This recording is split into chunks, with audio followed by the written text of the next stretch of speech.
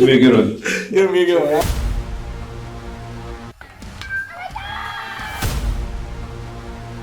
Definitely a different type of process. Cut down or freeze up. Being a coach's son. Jackson, of course, they keep retooling. One stone to face, a hit by pitch. Oh my goodness.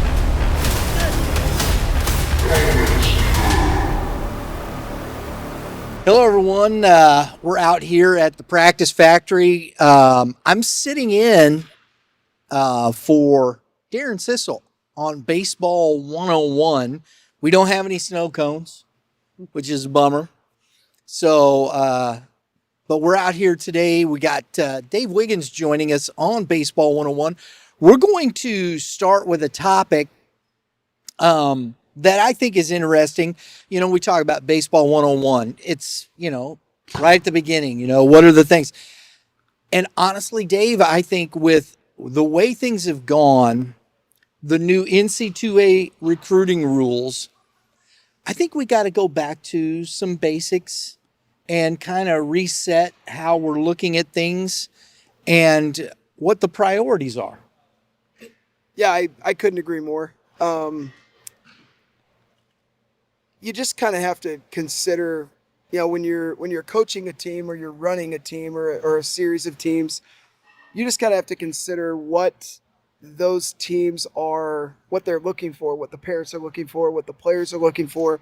Is it more of an experience thing? Is it more of a recruiting thing? Is it more of a feel like we're taking a vacation thing? Obviously, it's age dependent. Yeah. I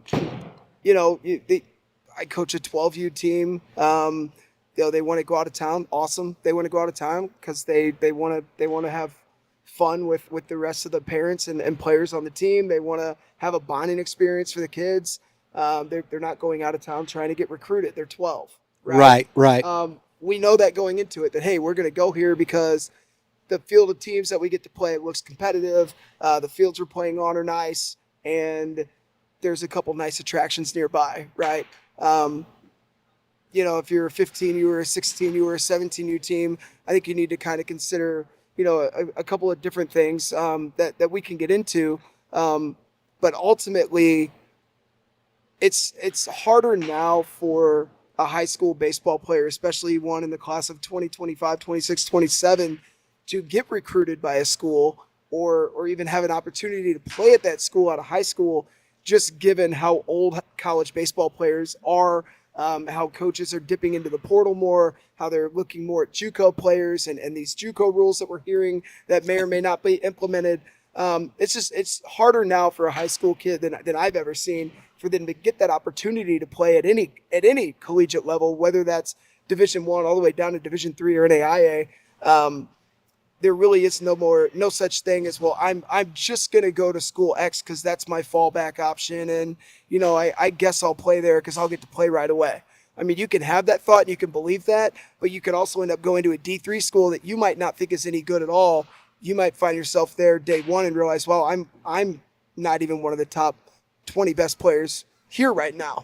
And here I am thinking D3 baseball is not good enough for me. Right. It just kind of slaps you in the face when you get there.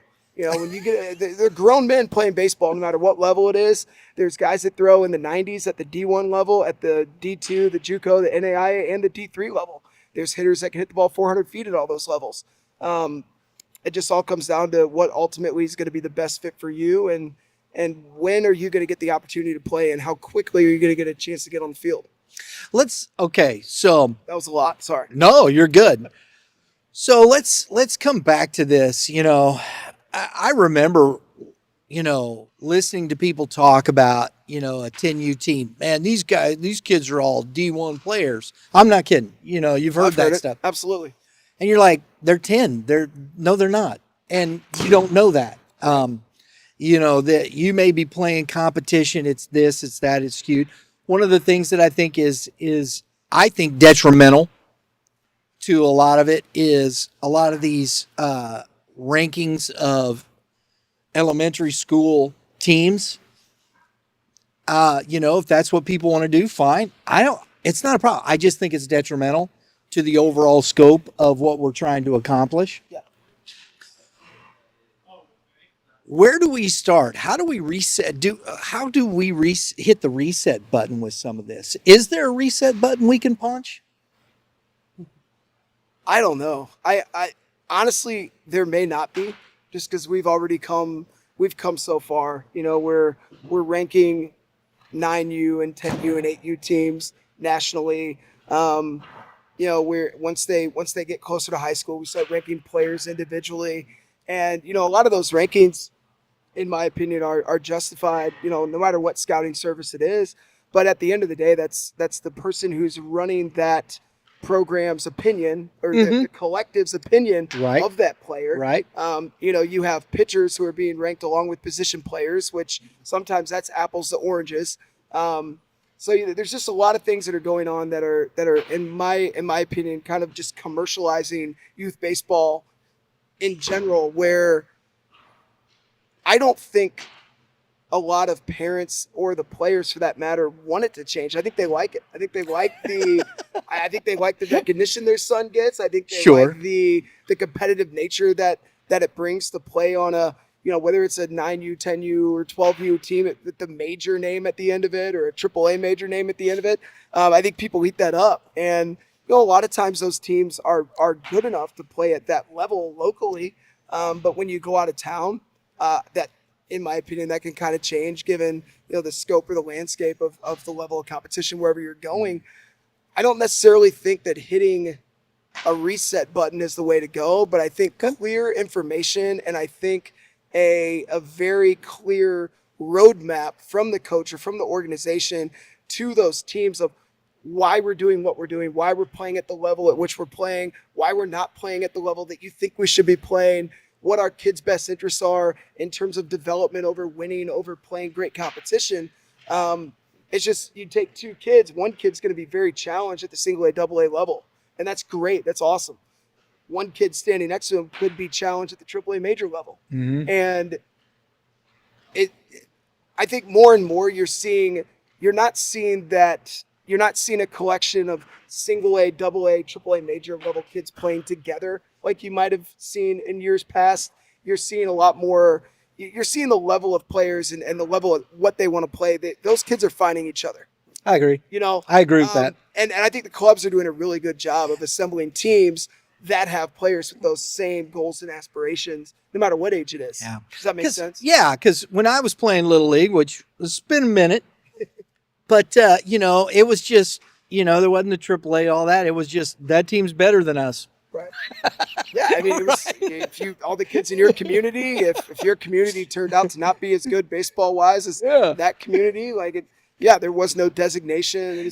One community might have a kid who throws 10 miles an hour harder. One might have a couple kids that run faster, hit harder.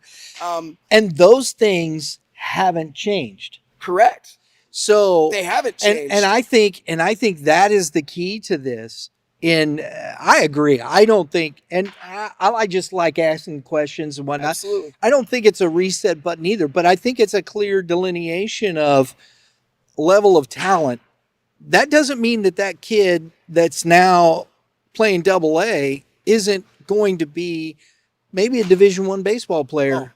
You see it all the time. When he's 20 years old. Well, absolutely. Right? Yeah. But at this point, this is where his talent level is. What are we doing to help him? And in order for him to develop, in my opinion, in the right way, he can't swim every time he's playing a baseball game. He can't feel like, man, this level of competition is too much for me. That could burn him out. That could get him disinterested in the sport. He could go choose to play another sport versus playing at the single A, double A level, seeing some success, building off that success, realizing, wow, this sport was tough when I first started playing it. It's getting easier and easier the more I assume these skills, and next thing you know, that kid is the varsity stud on a high school. Right. You see it happen all the time. I like to see, when we're out with Game 7 baseball, this year I'm looking forward to this. It's the first year we've done this. We have our Super 7 Invitational that we're doing. We have 17 teams coming in right now. Awesome. So I'm very excited about this, and it's open. I did open. Sweet. Because let's see how these teams compete. I want to see that. I want to see where do these AA teams line up, because we have, it's a little AA heavy, but we have quite a few that are designated AAA. that are in there. And to me, I just want to say at 14U, you're getting ready to go play high school baseball. Right. It's time to compete, period. Absolutely. Right? That's the biggest thing is you go from playing youth baseball on the club scene where there's the major, the AAA, the AA, the single A. You go to your freshman year of high school, you're trying to make the freshman team at some of these high schools, which have loaded baseball programs with tons of kids. Single A, AA, AAA major doesn't matter anymore, right? I mean, you could play on a AA team growing up, and you could have kids in your community. There could be 5 or 6 of them that played major ball growing up. Once you're on the freshman team together, once you're competing for those spots on freshman ball, none of that really matters. There Right. is no more designation. And if you're really good, you're trying to play and compete against dudes that are even older than you, trying to make the JV or the varsity team. And that's something that is I've always found kind of interesting is once you get beyond 14U, it's almost like the AAA major thing goes out the window, the AA thing goes out the window, and it now The becomes dynamic okay. is wholly It's different. almost like freshman ball is single A, JV's AA, and varsity's major. That's a reality of it. But right? I mean, for every kid playing high school ball, and I tell our guys at Webster this, the goal is to play varsity baseball. Absolutely. That's where it's at. Yeah. Right? That's where the wins matter. That's where everything matters. That's where you get a postseason. So, I mean, that's, in my opinion, the postseason is king. And I think that's the interesting part, when we start talking about 8U, 9U, 10U, 11U, 12U.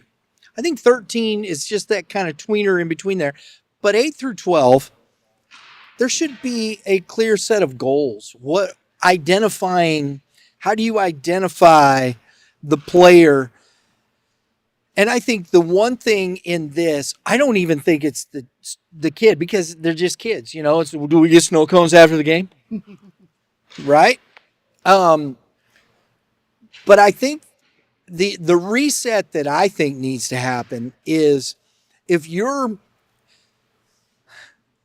I look at things a bit differently. We're sitting here in the practice factory, you have to pay for this stuff. Right? You do, yes. So R.B.C, and there's all kinds of other clubs. We all know that, there's a monetary and I think what has happened is, and I understand parents, I'm paying to play. Well, you shouldn't be paying to play. And I believe this very much. I think you should be paying to have your child developed and to take the advice of the people that you've entrusted this development to your son or daughter if you're playing softball. Which we do have softball here at R.B.C. I like that. A little plug. Yeah. But, right. And I mean, because, and I know in myself, when I went back looking at this, I probably didn't think that way to that degree. And hindsight's always 20/20. You're like, right. But so, hopefully with age comes a little wisdom. And you look at things and you just try and talk about these things. And I'm not saying that parents are bad. I hate this part because I know it's tough because coaches, no offense, it's like, I don't want to talk to the parents. Because I get it. It becomes just a frustration almost, right? Yes, but the parents are an integral part of this whole experience. Exactly. They're paying the bills. They're getting the kids to and from practice. They're the ones taking time off work, leaving work early, coordinating schedules, and they have multiple kids. And the best coaches around understand that. And they build strong relationships with their parents in a professional way to where you can have those tough conversations and you can gain respect mutually. If this parent doesn't understand me or who I am or what my goal is for their child, and I tell them what it is, and they don't trust me or believe me, I'm not going to retain that kid for much more than a year. Right. But if I build that parent's trust and I show them that your son's best interests are in mind, we may go about things a little bit differently. Mm-hmm. But at the end of the day, I'm trying to please 12 to 13 kids and families versus just one. Right. Our job as coaches is tough. Yes. But and I'm a new parent, man. I have a 3-year-old and a 1-year-old. But I know going into this how difficult it is to be a parent of an athlete, especially one who plays at a high level where there is a lot of competition, where sometimes winning is placed over development, whether it should or shouldn't be, where, you have certain parents or players on the team who want player A to sit the bench for 2 straight games because he's not helping you win. That's difficult. Yeah, that's buddy. not easy. And sometimes people think they want that very competitive experience for their child until their child is the one that's kind of exiled. And they're like, oh, well, wait a second. Maybe we don't want this type of environment for our son. And that's where the thought comes in. They start going, well, we're daughter. paying Sorry. to play. No. You're paying for the development of your son. Right now, he is not at this level. Right. That doesn't mean that we've shunned him or we're putting him on the bench because he isn't right there yet. Is he going to get his opportunities? Yes. Are we going to go still work? Absolutely. We're going to get in the cage. And I think that's where those things and you've got to develop that trust factor. And I think that's the most difficult thing, isn't it? Well, it is. And sometimes it comes to having tough conversations because obviously parents a lot of the times are going to see things through a certain lens. They love their child dearly. Sure. They obviously think more of their child than the random coach or person does. And I think, the question that you have to ask yourself as a parent is this about the status of the team on which my son is playing or the AAA major designation behind it? Or is this about my son receiving the best opportunity to play this game, to see some success and be challenged? Yeah. And I think sometimes it's, well, my son's a AAA major baseball player. He needs to play on that team. It's like, if he plays on this team, he's going to be the 12th player out of 12. Right. And you're not going to be happy with the playing time. He's not going to be happy with the playing time. He's going to be challenged a little bit too much, in our opinion. Maybe we try this team instead. It doesn't have the AAA major designation behind it. It's not as competitive of a team, but now he's the starting shortstop, a 3-hole hitter. And guess what? If he's too good to play at that level, we're going to know really soon. Yes. And we will make a move up. But right. I think that's hard sometimes for parents to I guess, swallow that, well, man, maybe that coach is right. Maybe my son isn't quite ready for this. And I think you see it every year. You see kids who are on high-level teams who aren't ready to be on those teams. They quit halfway through the year. They end up on another team that's a high-level team, then they quit that team, and the kid never gets a chance to develop because he's being forced to play at a level that's slightly too high for him, more for a status thing than a building a baseball player thing. Yes. And I think that's where these designations at the elementary level, I understand it's done for competitive. And I have this conversation with Dave and Dave all the time with Game 7, and I understand it. You have to have certain things because they want to create a tournament that is competitive for people to compete in. And so you have to have some form of designation, right? Absolutely. If I have a AAA major team and I sign up for a tournament and I look at the tournament field 2 weeks prior and it's a bunch of single A, double A teams, I'm getting out. Right? Right? I have because to. It's no value to you guys. Right. Vice versa. If I'm a single A, double A team and I see the field and it's like, whoa, man, we're going to lose every game 15-0. This isn't going to help anybody. So that's why those designations for tournament companies, I believe, are very important. Absolutely. Couldn't agree more. I just think parents need to quit looking at that and gauging the success of their child. Because, again, remember what the designations are for. They're not really for the player. Right. They're for the tournament directors to make educated decisions based on what the coaches have designated their teams at, right, to put them in competitive balance. 100%. And haven't you seen those double A teams before where there's a message post on Facebook? Oh, Team A had a kid throwing 75 at 12U. How is that a double A team? What's one kid? Right?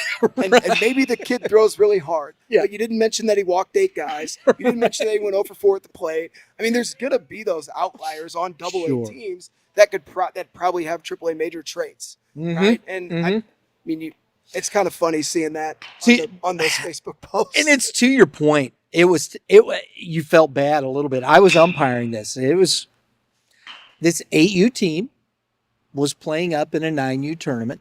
Okay. Fine. Good for them. Yeah. But this coach put a kid out on the mound that threw hard for 9 years old. And way too hard for 8-year-olds. Those kids did not want to be in that box. Yeah. They were scared. There was a couple of them crying on the way out. I felt so terrible, but he didn't hit anybody, but they had no business. And that's just one of those things. It happened. It happens. It makes you wonder what the coach's message was to the families and the team ahead of time. Sure. Anytime I choose to play up, I make it very clear, hey, we're playing up, whether it's double A or not, and we think we're a major team the year below. These kids are bigger, they're stronger, Yes. they throw harder, they're more physical. We may get mopped, and Yep. that's okay. Yep. We're going into this knowing that we're playing up, that we're challenging ourselves, and we need to go into this not with the mindset of, oh, we're playing up, we're going to go beat everybody a year older. No, there are levels to this, Yes. and physicality and growth are huge. Yeah. And Absolutely. the difference between a 12-year-old and a 13-year-old, a 13-year-old and a 14-year-old, or even an 8-year-old and a 9-year-old, massive.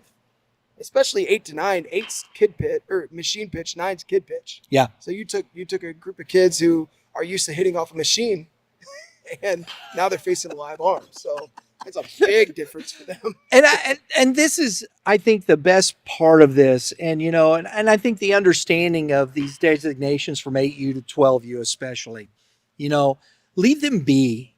Find some place where you trust the coaches. You're going to trust the development process. We always say trust the process, right? Yeah. Trust that. Allow your child to get to that and have good conversations, because there isn't really anybody out there, coaches wise.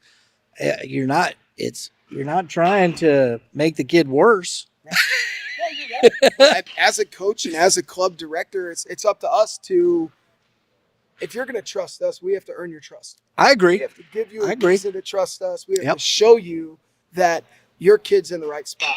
Absolutely. And if we don't, you have 55 other options in St. Louis. That's a fact. That's right. So, and you know what? We all do great things as clubs. There's a lot of awesome clubs around here. At the end of the day, we're all very similar. We all train very similarly. We're all on the cutting edge of training techniques.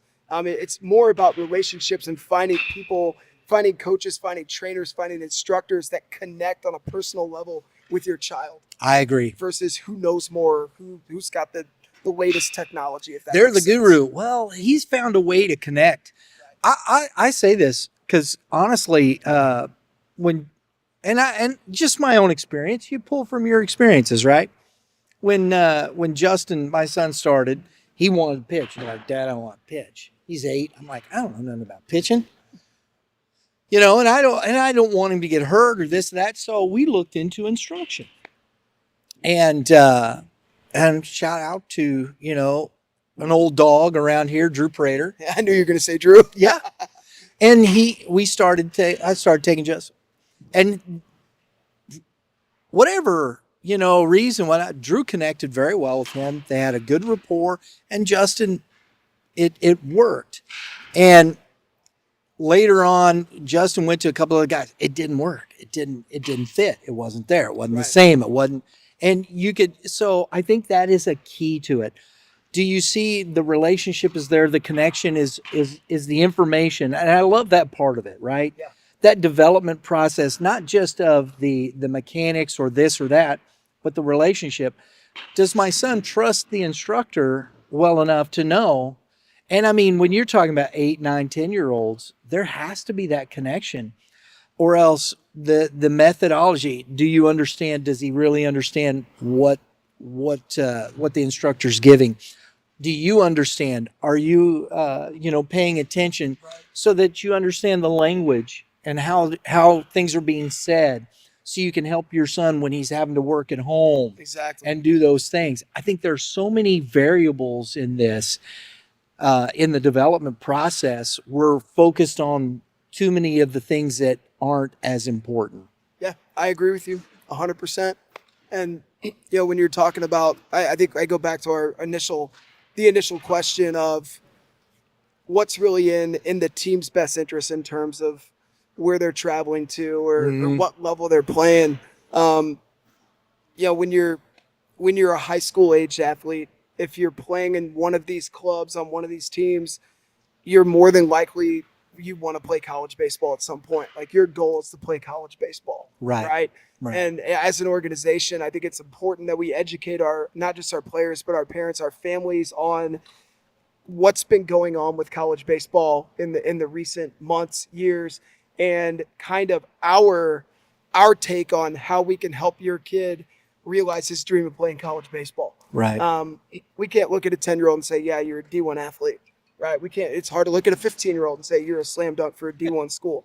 And it's getting harder and harder nowadays, right? I mean, Right. I saw a post, a kid who's 93 to 95, he's at 2025, is uncommitted. Like 10 years ago, if you're 93, 95, you're not uncommitted, Right. right? I mean, it's crazy nowadays. It really is. Talking to a college coach the other day, he's like, yeah, we've offered one 2026 arm, and we probably won't offer another one because we're just going to dip into the portal and we're going to find a JUCO arm.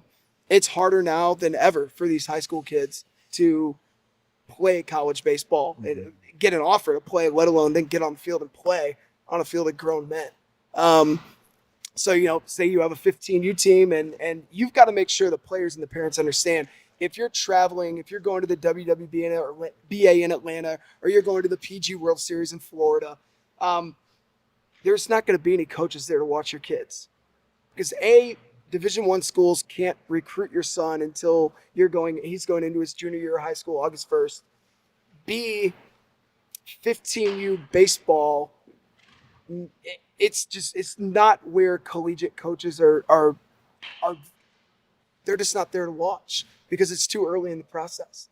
Now, there could be an outlier, right? Right. You could Always. have a top 10 player in the country who's down there, and there's some schools there to watch him because they're like, hey, in 2 years we're gonna offer this kid write his a name down. Mercedes and, Yeah. a mansion, and like NIL's gonna be insane. But You're the spokesperson for Chipotle.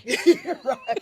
But you've got to be honest with your parents and your players. Like, we're going to go to these events because the competition down there is really, really good. Mm-hmm. It's in the South where everybody in the Midwest wants to play competition down South. And it's more about playing good competition, being close to a beach to where mom and dad can enjoy their time, while they're not just watching you play baseball in 100-degree heat. And it's not about recruiting. It's more about playing really good baseball. And then going into 16U, we get a little bit more into the recruiting part. And then 17U, we might try to stay home a little more so that schools in our area can recruit these guys. But you kind of need a plan in place to explain to your parents and players, here's what we're doing and here's why we're doing it.